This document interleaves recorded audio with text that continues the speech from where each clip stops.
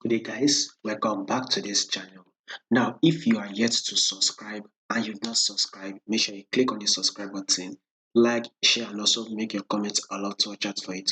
So let's take a look at CAD JPY for the day, which is for the today, which is for the 4th of January.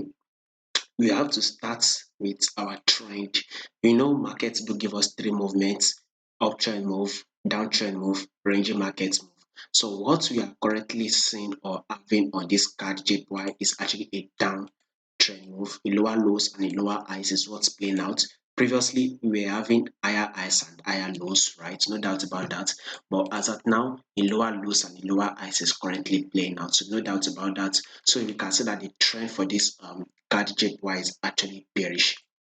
No doubt about that. So we see that price has gotten to a level where it has broken that level, where price is supposed to react to that level, right?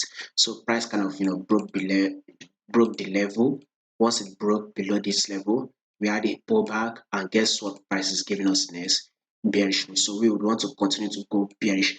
Coupled with the fact that CAD itself, when you take a look at your CAD peers, you see that CAD is dropping, right? There's no doubt that we will continue to have a bearish move on this our CAD. So we would be expecting a bearish move. So let's see if our CAD will definitely give us a bearish move today.